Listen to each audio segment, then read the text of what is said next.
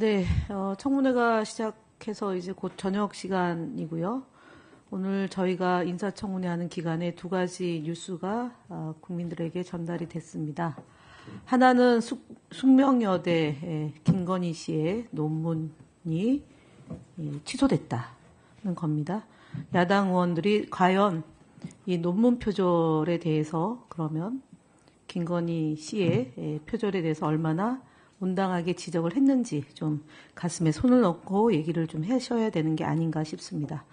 두 번째로는 내란 종식 국정 안정이 이번 인사청문회가 열리게 된 배경입니다. 특검에 의해서 윤석열이 체포영장이 청구됐다는 소식이 있습니다. 결국은 국민의힘 내란을 선동한 의원들이 있고요. 물론 이 자리에 계시다는 의미는 아닙니다.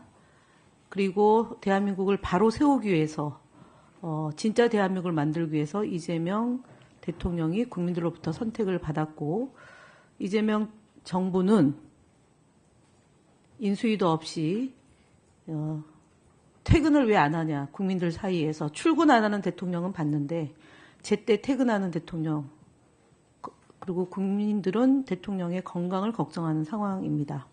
그런 점을 감안해서 청문회가 진행되기를 다시 한번 소망해 봅니다.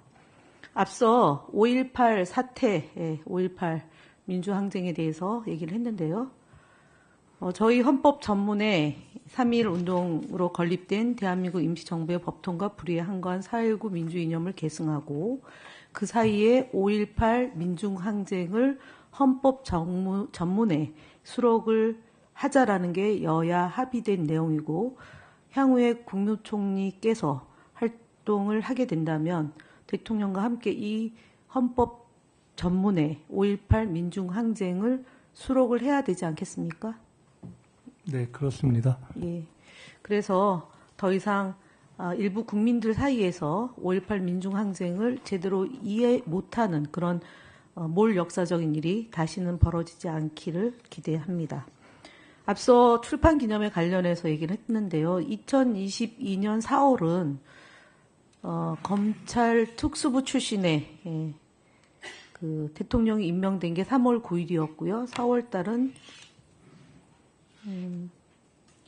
문재인 정부이긴 하나 새로운 정부가 들어섰기 때문에 검찰의 칼날이 매우 날카로운 시기였다는 점과 아울러서 2023년 11월은 뭐 동료 의원들께서 얘기하셨지만 2024년 1월 9일 전까지 출마하고자 하는 또는 뭐 출마할 생각이 없는 대한민국 누구라도 출판 기념회를 할 수 있는 시기라는 점에서 그것에 대한 과도한 해석은 할 필요가 없는 것 아닌가 싶습니다. 여기까지고요. 정책과 관련해서 그 후보자께서 국가가 국민을 보호하지 못한 참사를 세 가지를 꼽으셨습니다. 아까 말씀드렸던 5.18 민중항쟁, 세월호 참사, 이태원 참사 세 가지를 말씀하셨는데요. 저희 본 의원실에서 이태원 참사에 희생되신 분들의 명단을 요청한 바가 있습니다. 근데 이제 비공개를 전제로 해서 명단을 받았는데 이게 최초로 나갔다는 겁니다. 혹시 알고 계십니까? 후보자님께서? 최초로 나갔다는 이 얘기는 뭐냐면은 사실은 예, 2021년도에 이태원 참사가 나고 난 뒤에 영정과 위패가 없는 추모제를 지냈고요. 그리고 지난해는 국회의장장을 지냈습니다. 제 얘기는 뭐냐면 국가에 의한 제대로 된 사과, 재발 방지 대책을 밝히지 못했고 희생된 영령들을 위패 또는 이름을 공개하지 못하고 있다는 점입니다. 사실은 개인정보라고 하는 망자에 대한 개인정보는 이름, 주민등록 앞번호, 남녀 구분 이것은 왜냐하면 산자와 죽은 자를 확인하는 과정이 남녀와 이름입니다. 그런데 당시에 정부는 이름이 마치 개인정보인 것처럼 그것을 공개하면 불법 북부로 간주해서 우리가 알고 있는 뉴미디어인 민들레는 그로 인해서 압수수색도 당하고 유포 경위 때문에 해당 언론사 대표와 기자가 모진 고초를 겪었던 일이 바로 이태원 참사의 희생자 명단을 두고 둘러싼 윤석열 정권의 폐륜 행위였다는 점을 말씀드리고자 합니다. 그래서 총리로서 임명이 된다면 지난 대통령께서도 후보 시절에 그리고 대통령 되고 나서 세월호 문제와 관련하고 이태원 문제와 관련해서 예고하지 않고 이태원 참사 현장을 방문하셨던 걸로 알고 있습니다. 그래서 제가 드리고자 하는 말씀은 올해에는 12구 이태원 참사가 정부 차원에서 추모제가 필요한 것이 아니냐라는 의견입니다. 이에 대한 총리 후보자의 생각을 여쭙니다. 개인의 의견을 말씀드릴 사안은 아니라고 생각돼서 그렇게 답을 드리지는 못하겠지만은 저는 지금 김현 의원님 말씀에 100% 공감한다는 말씀을 먼저 드리겠습니다. 깊이 생각해 보겠습니다. 네, 그리고 그 국가 재난 참사가 다시는 발생하지 않으려면 사실은 발생할 수도 있다고 보여집니다. 앞으로도 태풍, 홍수, 그다음에 가뭄, 그리고 봄 되면은 또 화재로 인한 참사 자연재해가 있고요. 자연재난이 있고 사회재난도 있습니다. 근데 이것을 어떻게 정부가 컨트롤 타워를 만들어서 대응을 잘 하느냐 또는 대응을 잘 못했을 때 책임을 지느냐 이런 문제인 것 같습니다. 기억하고 기록하는 문제가 결국은 제2, 제3의 피해를 막는 길이 아닌가 싶습니다.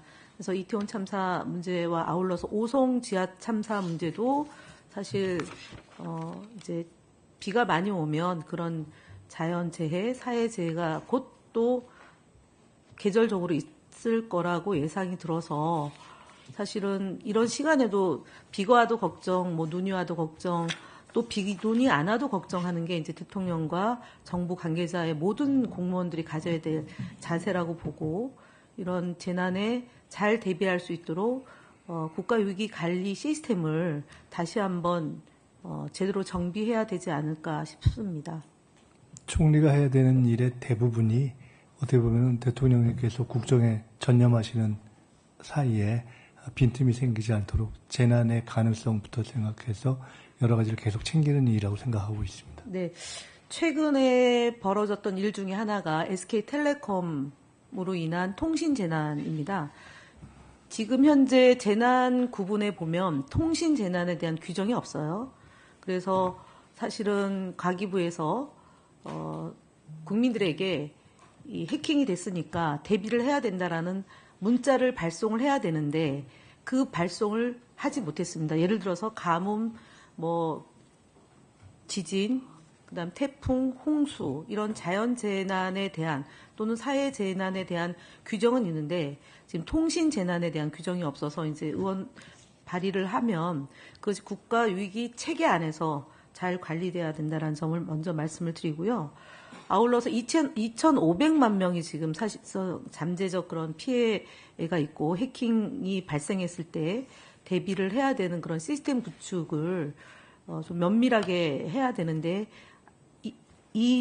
지난 정부에서는 그런 부분에 대한 것이 좀 혼선이 좀 있습니다. 그러니까 민간 영역에서 벌어지고 있는 해킹 사건은 예를 들어 가기부에서 관리한다. 내지는 국정원이 어디까지 이것을 들여다봐야 되느냐라는 걸 놓고 유심을 교체해야 된다라는 것을 사실은 국정원에서 초기에 유심을 빨리 교체해라라고 공무원들에게 공문을 보냈는데 당시에는 유심이 없어서 교체할 수가 없었거든요. 그러면은 공무원들에게 교체하라는 공문을 내려보내면 편법을 쓸 수밖에 없는 거고요.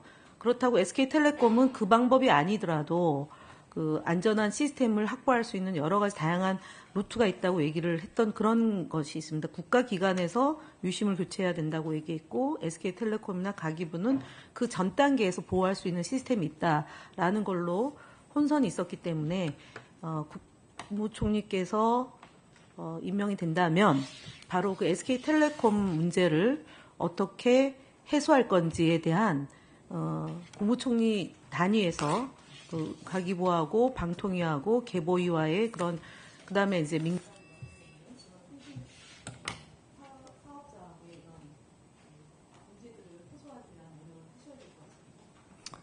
지금 말씀 주신 통신 재난 문제는 새로운 유형의 사안이자 재난이자 안보에 관련돼 있기도 하고 나아가서 책임성의 문제와 관련돼 있는 문제여서 깊이 한번 들여다볼 필요가 있다고 생각합니다.